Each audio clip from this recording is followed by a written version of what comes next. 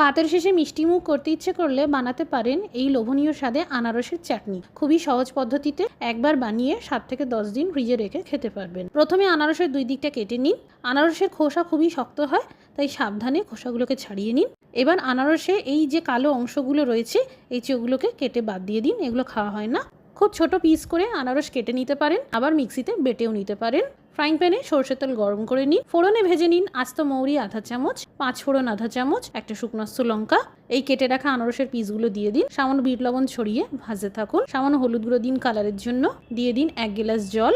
একদম কম আঁচ করে ঢেকে রাখুন। দিয়ে দিন 2 চামচ আদা বাটা।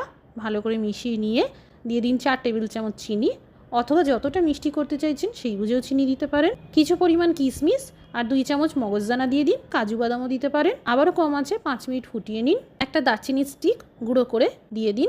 তৈরি হয়ে গেল লোভনীয় স্বাদে আনারসের চাটনি।